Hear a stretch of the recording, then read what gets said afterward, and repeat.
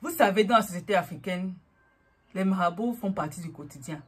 On parle souvent de génies, on parle de sorciers, on parle de Alamimbu, suivant les régions. Il y en a qui, le dimanche, sont à l'église. Et voilà, en semaine, sont chez les marabouts. Parce qu'ils se disent, si l'un ne donne pas, l'autre donnera. Ils jouent au jambo avec la spiritualité.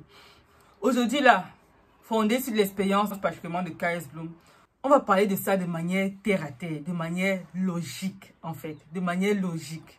Et vous savez qu'on aime bien les échanges. On n'est pas obligé d'être d'accord. Je m'attends forcément à ce que, voilà, on ne soit pas tous d'accord. Mais il faudrait vraiment qu'on en parle. Est-ce que vous êtes d'accord? Poursuivons ceci et puis on se prend tout de suite après. Ok? K.S. Bloom, est-ce que tu as connu les marabouts? Tu as connu les féticheurs? Tu as connu les voyants? Est-ce que tu as aussi touché à ce genre de choses? Parce qu'avant de venir à Christ, tu avais quand même une vie mondaine. J'ai pas connu les marabouts, j'ai connu le marabout. Parce que ça s'est passé une fois. D'accord. Une fois, justement, moi je rappais avant ma conversion, je faisais du rap et tout. Donc, j'ai touché à ça. Je suis allé consulter une fois pour voir. Et il m'a présenté de belles choses. Il faut faire ceci.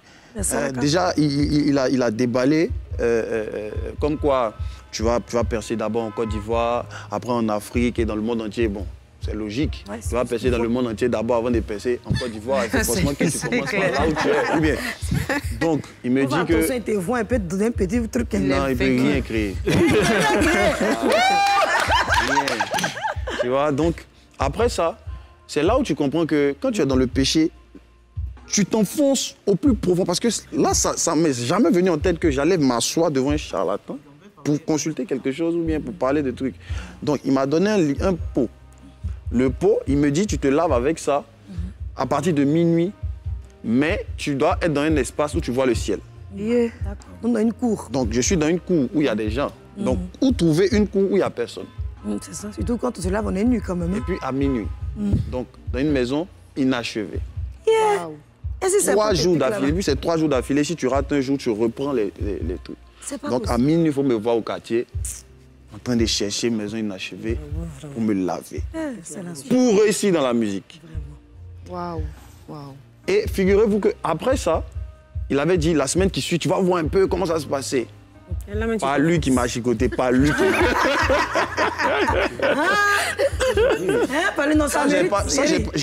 J'ai rarement parlé, j'ai rarement donné ce témoignage-là, donc les gens ne savent pas. Aujourd'hui... Merci de nous faire confiance en toi. Aujourd'hui. Tu me connaissais avant? Avant que je donne ma vie à Jésus, quand j'ai fini de faire tout ça et les marabouts là. C'est 2 mois après que je me suis converti. Wow. Aujourd'hui, en termes de gloire, en termes de record, en moins d'1 an, on a fait 3 concerts. 8000 places, Palais de la Culture. Ça m'a rappelé. Le 4 juillet. Récemment, on a fait Sofitel. 2 jours après, on a fait Ivoire Golf Club. Plein, rempli. Mais ça, c'est pas son lavement là. Qu'avant que tu as tombé malade. Ça, on ne sait pas. Hein. C'est ça qu'on dit, les choses anciennes les choses anciennes sont passées. Et c'est la gloire de Dieu maintenant qui est là. Amen. Ça s'applaudit les filles. Salut les amis, comment vous allez?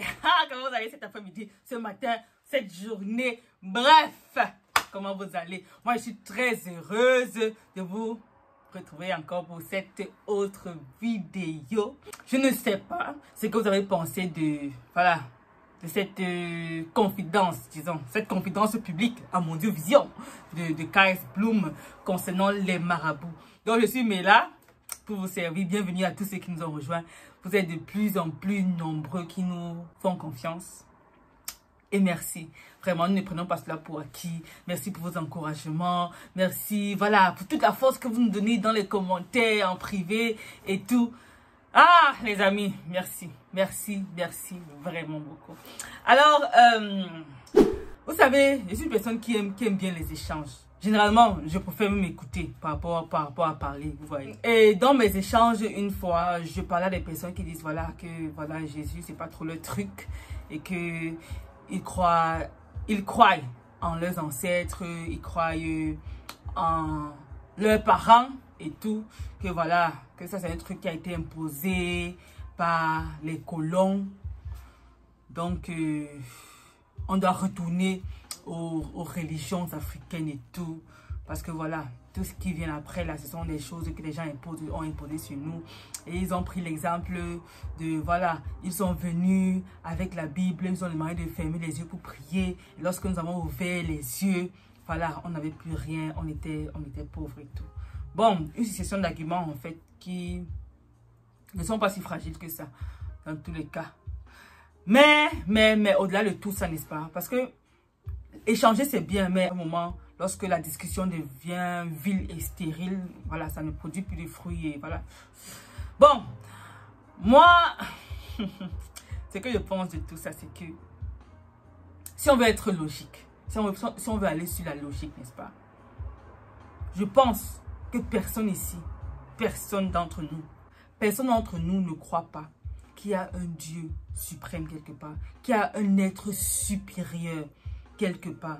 Parce que tout est tellement très bien agencé. Tout est vraiment trop calculé pour que ce soit le fruit du hasard. Jamais.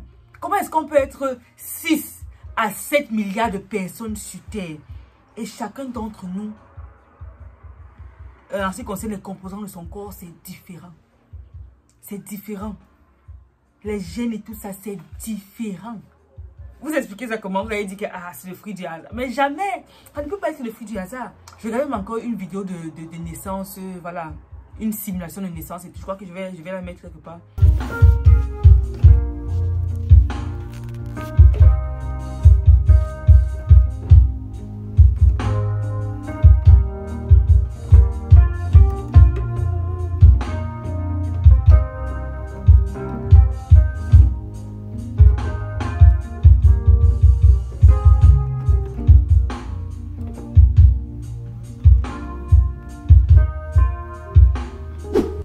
Vous voyez comment, voilà, pendant la naissance, je vais dire que tout est en fait mis en place dans l'organisme de la femme pour pouvoir, n'est-ce pas, ressortir. Je veux dire, c'est tellement précis, c'est tellement beau, c'est tellement très bien calculé. Et vous ne pouvez pas dire que ça c'est le fruit du hasard. Jamais. Jamais. Jamais. Regardez la nature, regardez le temps, regardez les saisons. Comment tout se succède, rien ne se clash et tout ça. Regardez le soleil, on disait que le soleil, la position du soleil là où c'est là, si ça avançait d'un petit millimètre, on serait tous brûlés. Et si ça reculait un peu d'un petit millimètre là, je vais dire quoi? La congélation. Et vous dites que c'est le fruit du hasard, que c'est vos ancêtres qui ont fait ça. Laissez-nous nous rappeler que vos ancêtres en question, ce sont des humains. Il y a quelqu'un qui m'a dit que moi je crois mes parents.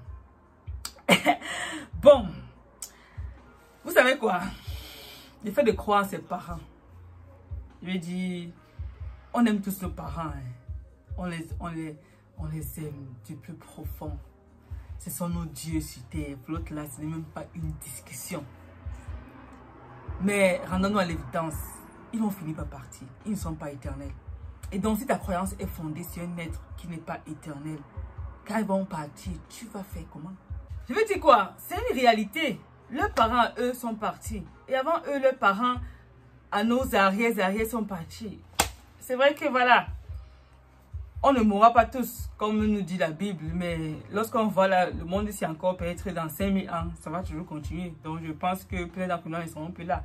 Vous voyez? Donc c'est comme ça. Donc si ta croyance est fondée sur un être fragile, c'est un être qui lui-même ne connaît pas son lendemain, c'est un être lui-même qui se bat au quotidien contre tout ce qui aliène l'homme, qui essaie de joindre les deux bouts, qui... Tu vois pas que c'est fragile? Tu vois pas que c'est fragile? Lorsque tu dis que Dieu n'est pas ton affaire et que ce sont les marabouts en fait qui t'intéressent, voilà, c'est eux qui vont te dire, voilà, comment sera ton futur, c'est eux qui vont t'aider à gérer ta vie, à avoir des PC, à avoir des jobs et tout. C'est un peu comme si l'iPhone 6, ça c'est un iPhone 7, disait que Steve Jobs, vraiment, ce sont les conneries et tout. Moi, je crois en l'iPhone 13. Je crois en l'iPhone 14 ou 15 qui viendra. Vous voyez un peu. Donc, c'est en fait incongru. C'est incohérent. Tu ne peux pas laisser ton manufacturier, celui qui te connaît mieux que personne, celui qui t'a engendré, celui qui t'a donné le teint que tu as, la taille que tu as et tout ce que tu as, corporellement et tout ce qui va avec, pour dire que voilà, tu peux pas te confier en être humain. Et le verset qui dit, maudit soit l'homme qui se confie en l'homme, a tout son sens. Parce que la malédiction, ce n'est pas que voilà, hein, vraiment et tout, et tout, et tout. En fait, tu seras perdu. Comment tu peux mettre tout ton espoir, toute ta confiance, je veux dire quoi, tout ce que tu as sur une personne de chair et de sang comme toi. Tu dis que, ok, la personne vraiment a des je veux dire quoi, a des antennes spirituelles. Qui a plus d'antennes spirituelles que le maître même de la spiritualité? Que celui devant qui tout genou fléchit. Que celui devant qui toute langue confesse qu'il est Seigneur, la gloire de Dieu le Père. Donc, à un moment, soyons un peu, je vais dire comment, soyons un peu même logique, parce que vous aimez bien la logique, l'intelligence, n'est-ce pas? Soyons un peu logique, soyons un peu cohérents en fait dans notre démarche.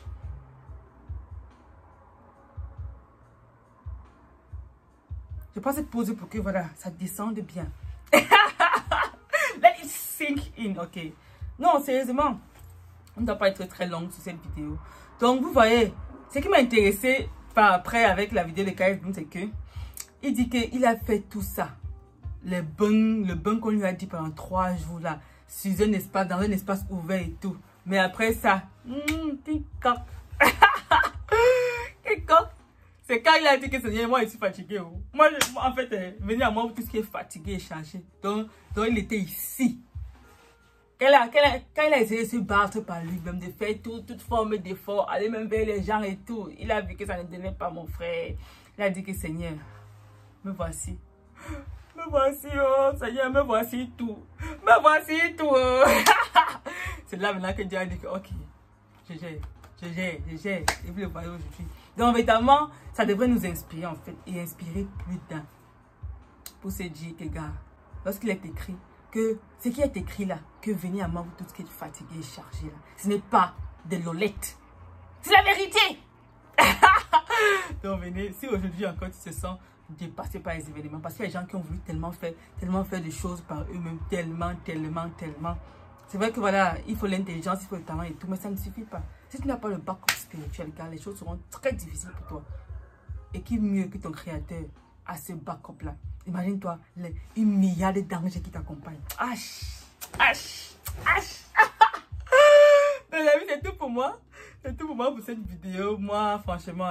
Et ça rejoint même la vidéo qu'on a fait hier concernant la réaction sur Papa Alpha Blondy. Lorsqu'il disait que voilà, que son succès en fait c'est une programmation divine. C'est pas qu'il est monté, descendu, voilà. Dieu avait déjà programmé. Donc, il n'a fait que correspondre dans le sens de ce qui avait déjà été préparé d'avance, vous voyez. Et franchement, comme on s'est dit hier, on est dans le plan. Dieu en nous créant, ne s'est pas dit que, voilà, il nous envoie sur terre et puis il dit que voilà, à partir de là, je vais un peu réfléchir, essayer de voir comment on peut gérer la fille. Non, il a déjà un plan. Il a déjà un plan. Ça tombe là, il t'a dit que, ok Seigneur, moi j'ai posé ton plan et on va. Et poser dans le plan, c'est quoi? C'est en fait là qu'intervient maintenant, voilà, ce qu'on a appelé free will. Il dit que, ok Seigneur, j'accepte. Tu es mon Dieu, tu es mon Seigneur, tu es. Franchement, j'ai comme tu as prévu. C'est en fait ça. C'est en fait ça. D'autres ont appelé ça donner sa vie à Dieu. D'autres ont appelé ça vraiment un air de nouveau et tout. Mais c'est un truc terriblement simple en fait. Terriblement simple. Donc les amis, nous sommes évidemment à la fin.